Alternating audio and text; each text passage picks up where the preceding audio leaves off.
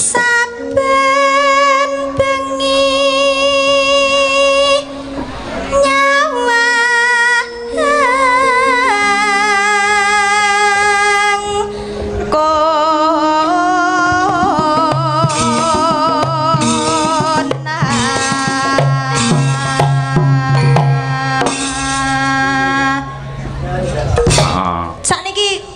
saged panas-panas mlaku kok mboten jenengan sawer 200. Kowe iki sesuk isu apa kurang entukmu ya wis semono lho. Pak Cahyo niku nek pun wonten sing enggal melih ngaten nggih sik nomor kalih dipun lupakan ngaten lho. Biasane ngaten nek nomor 1 ya kudu kelingan mergane sing pisanan ketemu ya kuwi. Terus nek nomor 2 ya pas lagi arep ngentukke wae piye carane ngono to nek sik nomor 2. Tapi nek wis entuk sing nomor 3 niku sik nomor 2 sik paling mesakake. Lah niku lho sing masalah. Lah jare Silpi.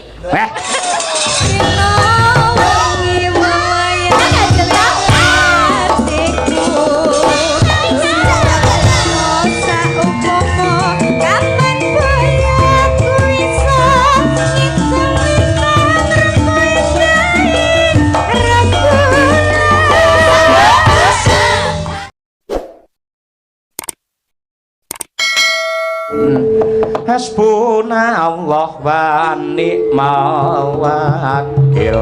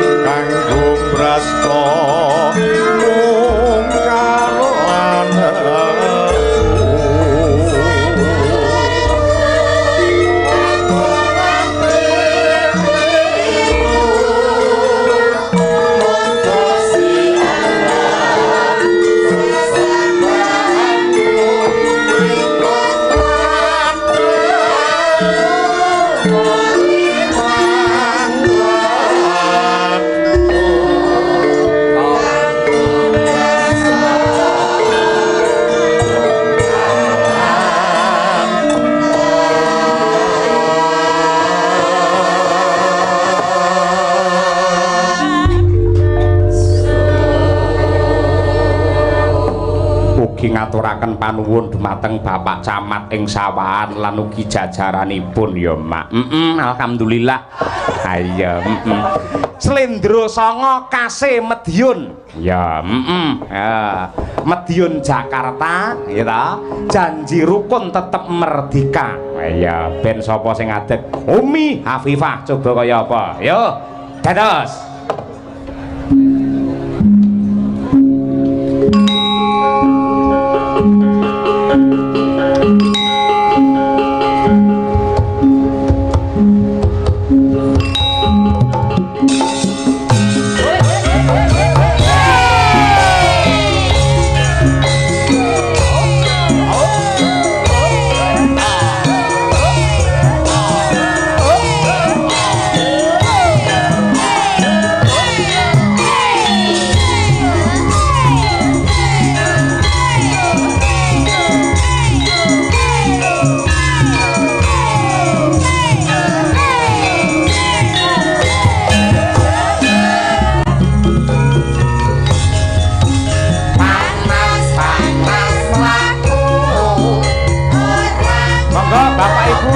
Bareng-bareng niki lagu jenengan Madiun. Lamahane lento Surabaya geger fungsi Madiun Jakarta diruput tetep merdeka.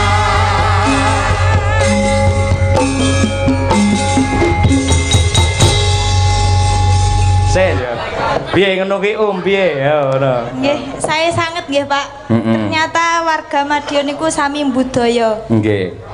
Nggih. Buktine?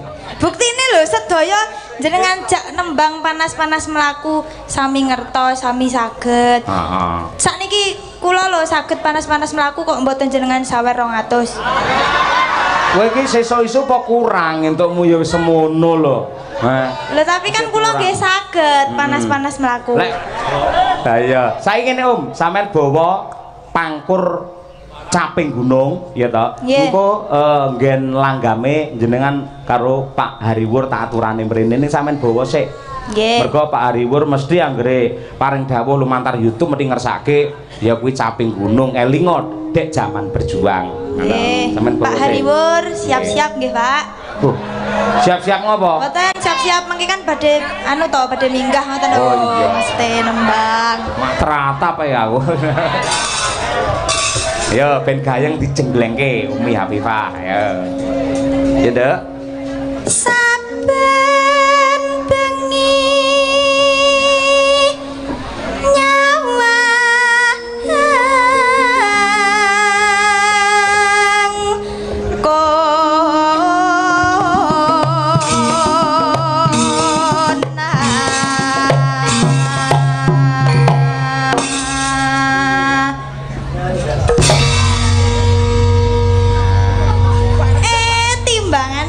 sore. Wah, mak teratap aku. Iki bocah to iki, Pak. Wah, asem iki kaget aku le, tak kira penampakan nih. Wah, bocah iki ketok mripate tok ge ireng e cahe. Kaget aku ya. Ya le, ya wis ndelok wayang ya le. Nggih. Wah, mak jelek e. Tak kira arep nyolong lato-latoku e. Salah. Ayo. Ya nduk ayo. Yen memajang amung karo janur kuning janur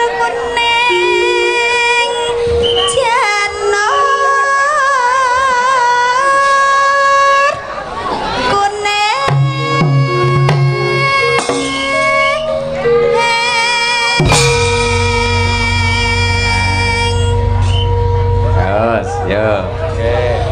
Kembang wae weton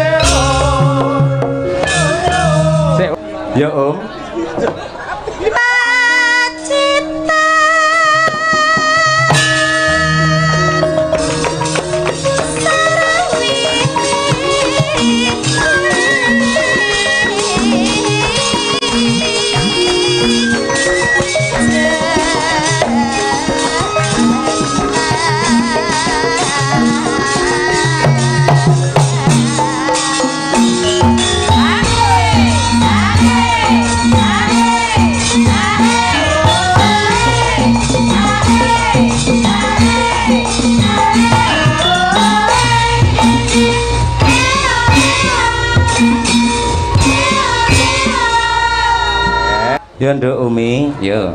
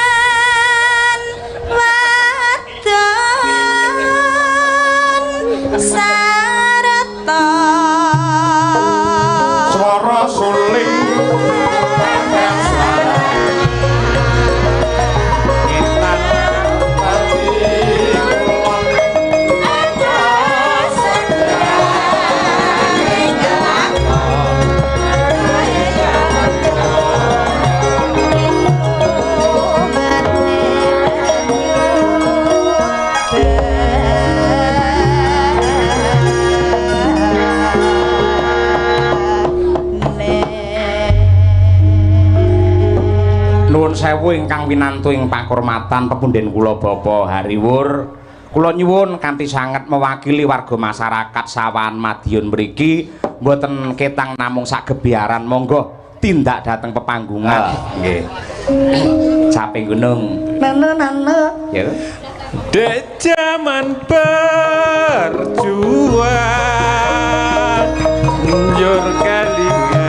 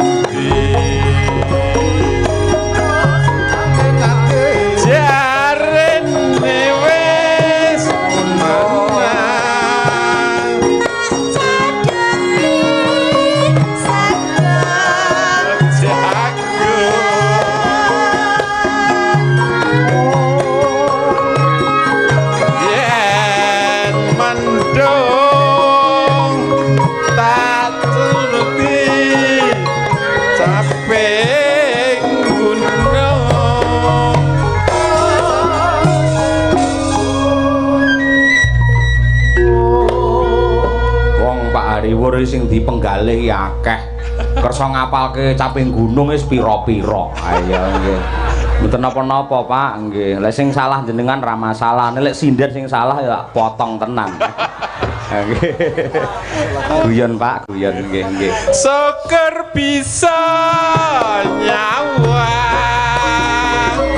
gunung desa hati raja.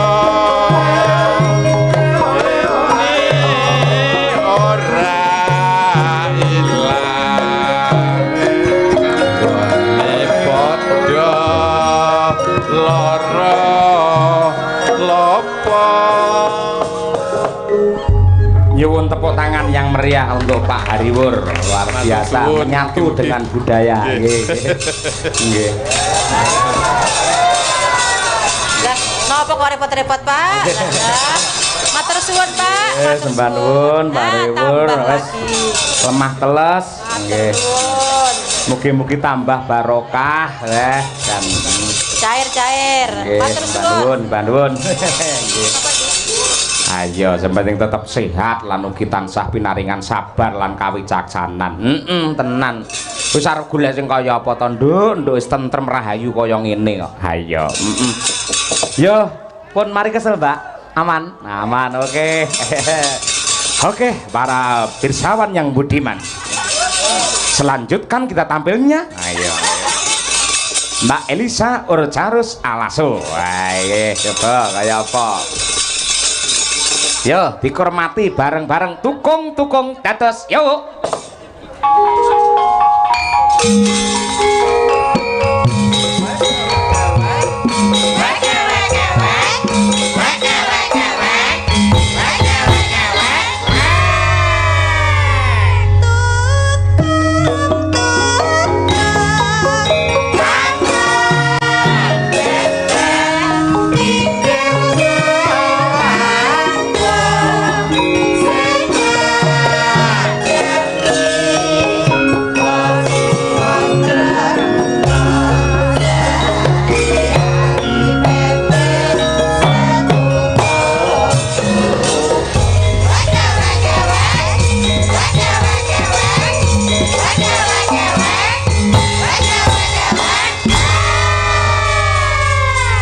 Alhamdulillah. Selamat malam Sugeng Dalu, macange Yulimbo ingkang kula tresnani. Aduh. Ah, jan mati kutu aku wisan ayo. Ndi kutune mbok tak jupuke kene. Aja nggih kukur-kukuran kok malah ora nggih. Bidalke ngayogja jam pinten king dalem? Wow, sekitar jam 7 karena ada infonya sekitar jam 6 tadi. Nggih. Pak Yoyo kan masih belum jelas tadi. Iya. Jadi jam 6 Mbak ternyata panjenengan betul bintang tamunya. Waduh, aku wis arep ning mall.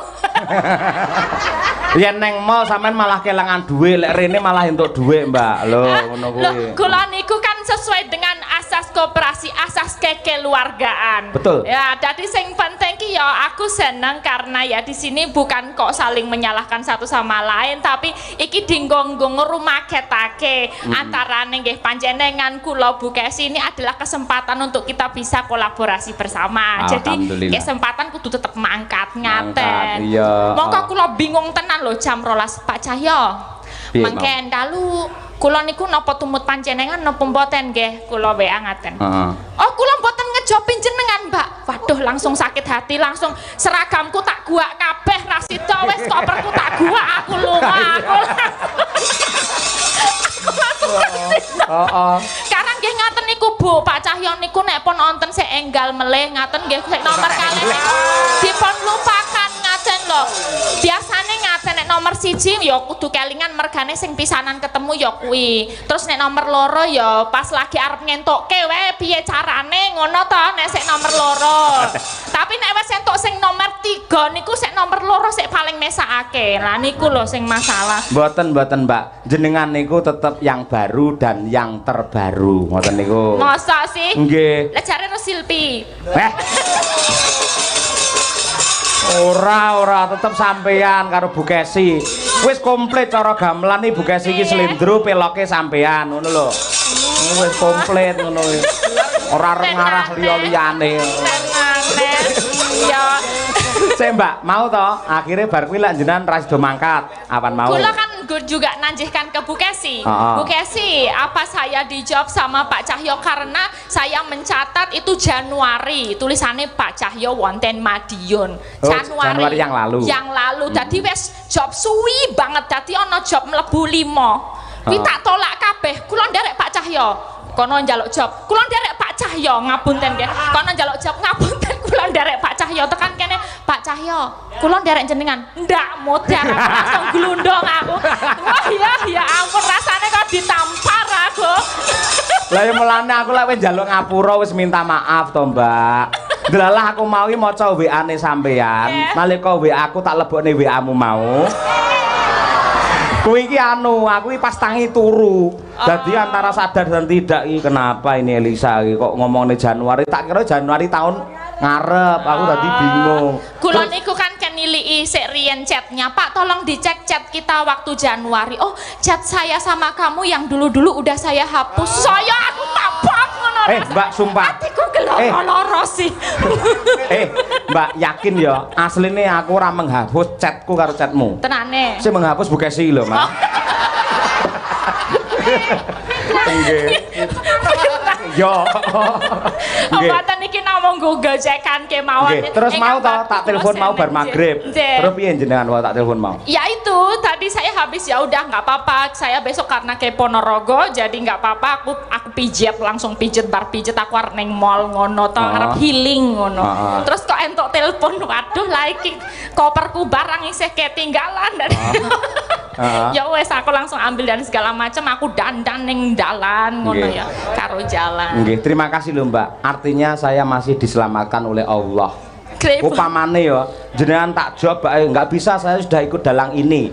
Otomatis lah bengi iki renek bintang tamune. Itu adalah kesalahan besar di bidang manajemen saya. Karena Tuhan masih cinta terhadap saya, maka malam ini kita masih dipertemukan di sawan.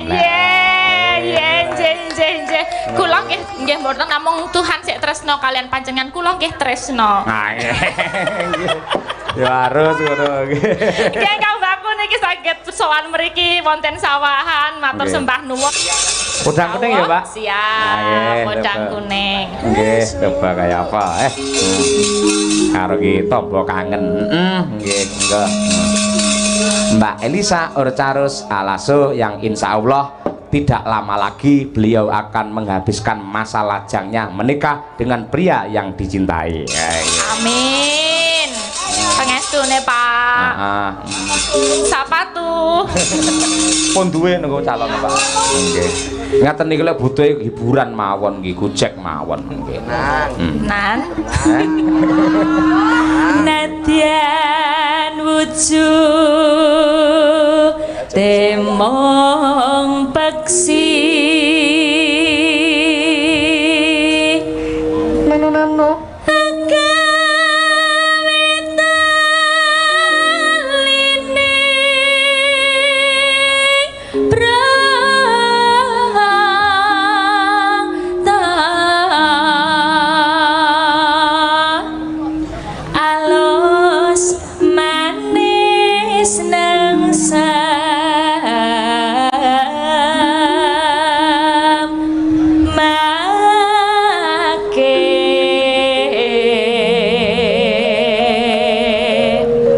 kesupen Mbak, calonnya tanggal 30 Desember awake dhewe duet neh. 30 Desember. Wes fik positif apa ora? Pun DP kok ya positif. Ora sido iki abot lho, kuwi mayang lho, ora mung bintang tamu lho, engko ora Mbak ra sido.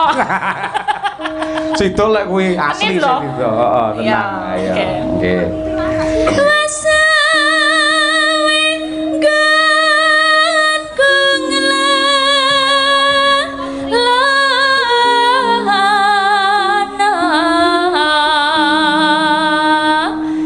Lek isi podang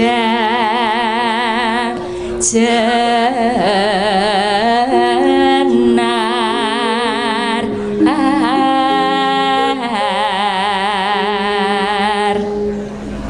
ibu bunga henga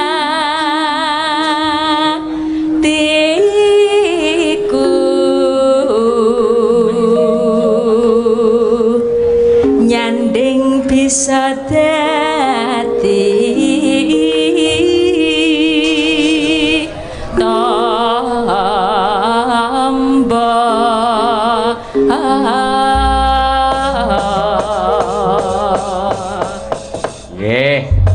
dilanjutkan lagu Podang Kuning. Ini adalah doa terbaik untuk KUD Tanijaya. Podang adalah burung yang bisa terbang, kuning adalah emas. Semoga KUD Tanijaya bisa terbang tinggi menuju zaman keemasan bersama Pak Hariwur. Mbak Elisa, yo Podang Kuning dados. Esuk awan ning omah wis ora rasa taluyuran anggoleki sing tak sayang.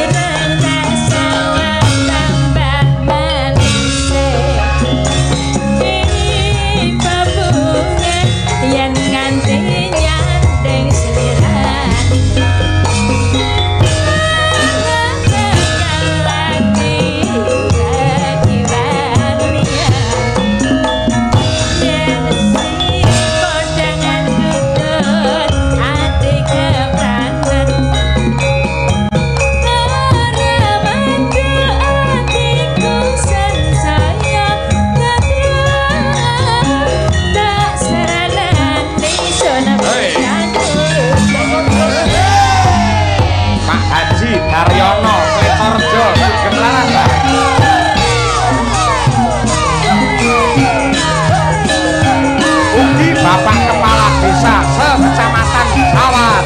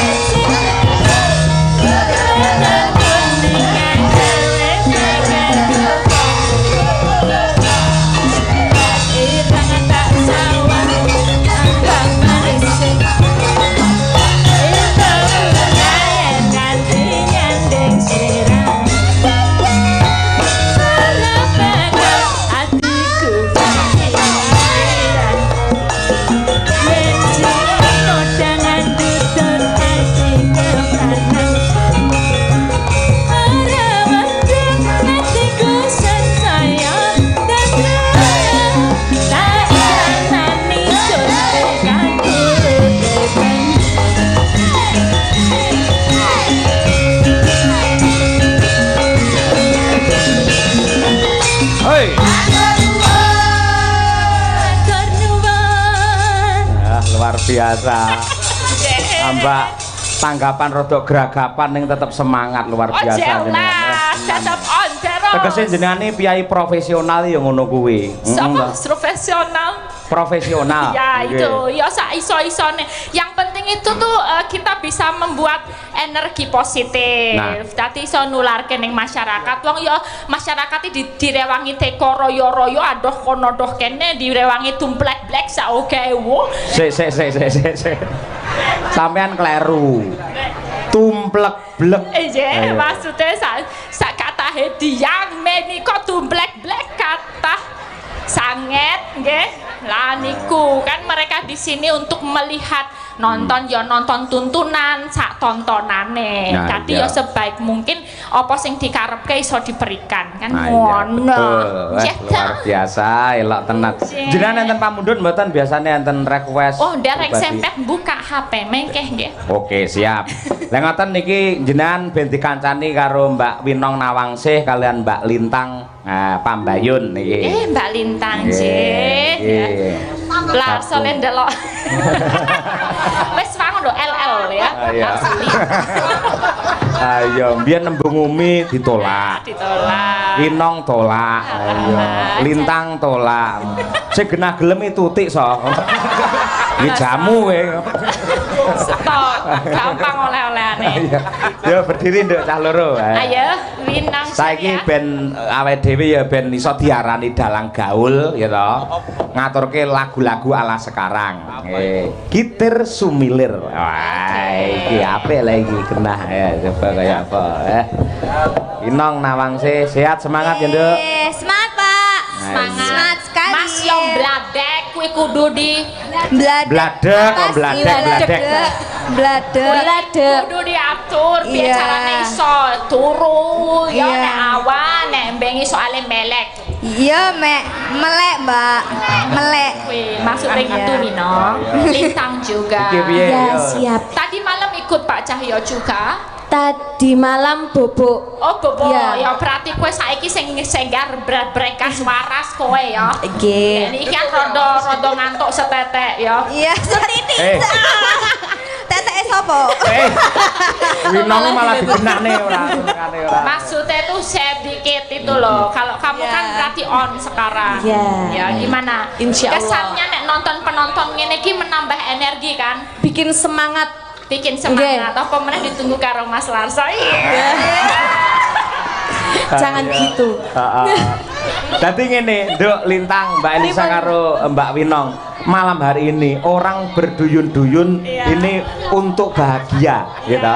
Mula awake dhewe kudu iso menghibur sing kanthi sak becik-becike supaya sing mirsani kabeh iki bahagia. Yen bahagia pikirane dadi padang, atine dadi seneng, otomatis esuk nyambut gawe saya sregep. Yen sregep nyambut gawe akhire rezekine melimpah ruah. Lha lho ngono kuwi. Berawal saka bahagia.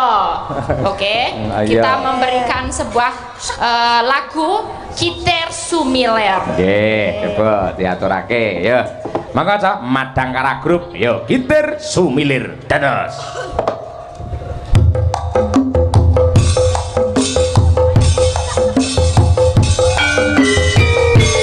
Hey, ho, hey.